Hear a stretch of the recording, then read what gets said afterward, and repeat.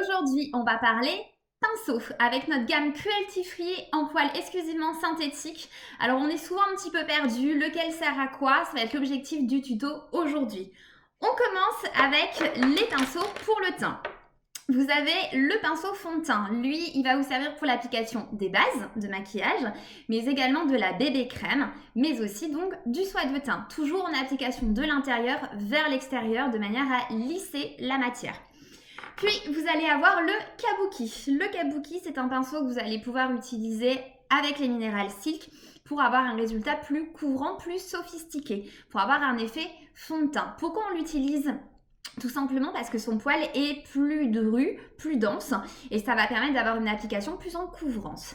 Si vous souhaitez utiliser par exemple les Mineral Silk ou même les poudres compactes, sous un effet un petit peu plus aérien, vous allez pouvoir utiliser le pinceau poudre.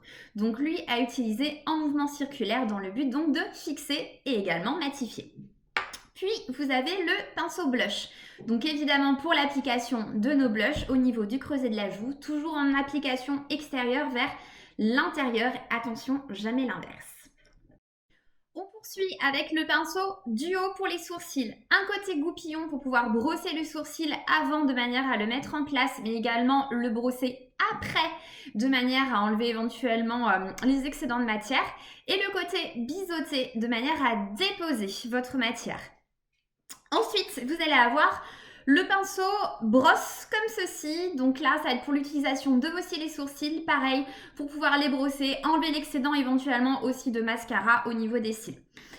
Par la suite, pour les yeux, vous avez le pinceau langue de chat. Donc le pinceau langue de chat vous permet de déposer vos fards à paupières de manière à plat, donc pour faire une couleur uniforme.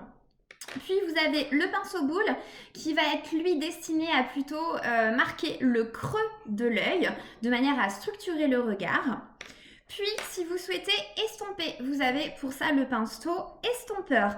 Donc lui relativement sous forme de boule mais très lâche contrairement au pinceau boule sur le bout avec un poil beaucoup plus long, beaucoup plus souple qui va vous permettre du coup de faciliter vos dégradés. Puis vous avez le pinceau mousse comme ceci qu'on appelle estompe aussi. Donc lui, il fonctionne sous forme de recharge aussi. On les vend en fait par 4, ceux-là. Évidemment, vous pensez à les nettoyer. Je vais vous donner la petite astuce par la suite. Donc là, ça va être principalement pour l'utilisation et l'application des fards à paupières qui sont les Ultra Shiny. Puis vous avez le pinceau biseauté. Donc là, ça va être pour tout ce qui va être à travailler, aussi bien les crayons en fondu que les applications des fards à paupières pour le ras de cils supérieur mais également inférieur.